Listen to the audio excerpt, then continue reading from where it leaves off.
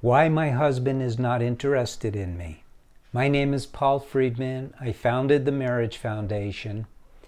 And I founded the Marriage Foundation because the principles that I discovered are more than worth sharing, and they're not redundant. They're not the same principles that you find in most of society. In fact, I think of what I have as teachings. They're not my teachings because they're based on universal principles, but they make sense. They're all common sense. And it's just that we're not exposed to them. But I can help you with these. And that's why I founded the Marriage Foundation. It's nonprofit, so that you can get the kind of help that you deserve to have. So I don't know your husband. I don't know you. But I can tell you this, that the fact that he's not showing interest in you is just the symptoms of what's really happening. Think about it. If you had a plant and you noticed that the leaves were starting to curl up, or that the blooms were not coming out the way they're supposed to, you wouldn't fix the leaf. You wouldn't fix the bloom. You would say, there's something wrong with the plant. Am I overwatering it? Am I underwatering it? Is it being attacked by some bug? Is the strength of the plant compromised for some reason? It's the same way in marriage. Now, it's good for business, for therapists, when you come in with a problem like this, and then they could go, well, let's talk about it. Well, I don't want to talk about it.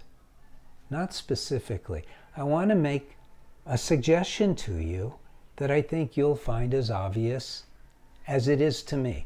And that suggestion is, there's something wrong with the plant. There's something wrong with the marriage. There's something wrong with your relationship with your husband, and that's what's causing the problem. So when you get married, there's an expectation, whether it's spoken or not. And that expectation is that you're going to be happier. You get married in order to be happy. You get married in order to experience unconditional love. Those are the two bottom line reasons for marriage, aren't they? To be happier and to experience love. Isn't that what you signed up for, even though you may have not said so? Because in our society, they don't talk about those things. But that's what it's all about. So if he's not interested in you, then you got to follow back to what's going on. What's not happening?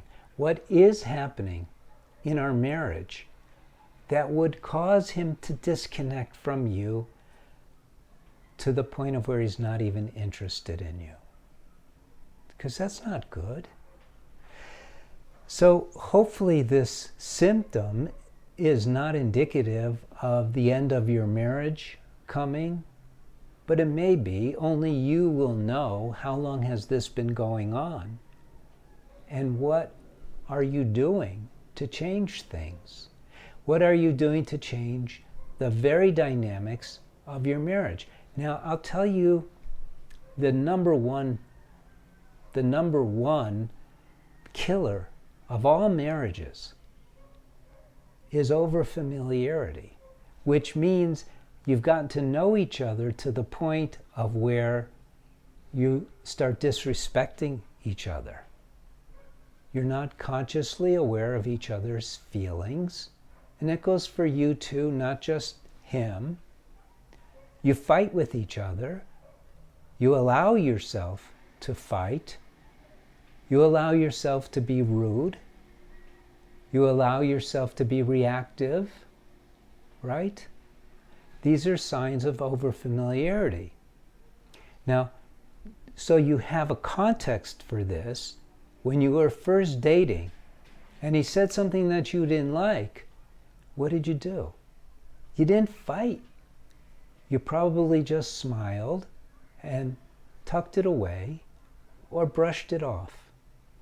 But then you got to know each other, and your expectations of being treated well increased, but you were not aware of, for, to me, obvious reasons, of the fact that he too had needs for respect and consideration. And the slips that each of you made with each other kept lowering the standard of communication, kept lowering the standard of connection. And pretty soon, you guys were not even married anymore based on the criteria of marriage, which is to be mutually supportive, loyal, loving, and all of the opposite things of overfamiliarity. You were no longer considerate of one another. And this is at the root. Now you may say, well, he's this way to me. He's not interested in me. Every time I bring something up, it turns into a fight. Well, let me tell you about fights. Fights don't occur with only one person starting it. It takes the other person to react as well. What's really going on here, and this is the good news, is that this is a wake-up call for you. Now, it's up to you what you do with it. I can tell you from my own experience, I've been at this for a long time, the information isn't out there. I have it, and I don't mean to be arrogant about this, but I have it and others don't. There may be some who do, but I haven't come across them. Most of the solutions for marriages are either very shallow, they only discuss behavior, or they're completely off base and doesn't work. The proof that most don't work is that marital problems have been happening for a long time, and the divorce rate is still over 50%. So it takes time for information like what I've discovered to catch on. It is catching on. We're probably the leading marriage help organization existing right now, but even with all of how many people we reach, it takes time. So you're not going to find it in magazines, and you're not going to find it in many articles, but I do have the knowledge that you need. And I really hope that you're able to take advantage of it. Now, for now, just try containing yourself and not being reactive, not being mean, not being demanding, insistent. And all of these are based on principles. I'm not just telling you what to do. You don't be mean because a marriage, you want to be kind and loving. You don't want to do the opposite. You don't want to be mean because that's the opposite of kind and loving. You don't want to be critical because in marriage you want to be supportive. So the opposite is critical. So you don't want to do that. Very simple. It really is. The hard part, honestly, which is something that I think is key to what I've discovered, is that you need to learn how to control your mind. You know, one of the biggest problems that we have in the world is that people don't know how to behave. And they don't know how to behave because they don't understand it's not cool to think of yourself as a soul. Oh, religion, here we go. Well, I don't think it's a religious thing to say you're a soul. I think it's just realistic. Just because you can't touch a soul with your hands and smell and taste and see doesn't mean it's not there. I think the soul is self-evident when you consider that love is the most important thing for you. And I hope I don't have to go over that. What's more important than love?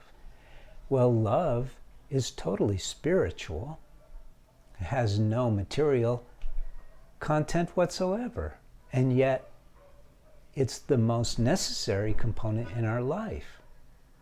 So it's spiritual. Marriage, therefore, is spiritual because we want that love. You see, it all comes together. It all makes sense. So I've written a couple of books. You could take a look through them. They're universally available. And if your marriage is really rapidly decaying, then the course for women is for you that we have at the Marriage Foundation, very valuable. And you could look at the reviews that we have. But you do need to start looking at your marriage and not just this problem.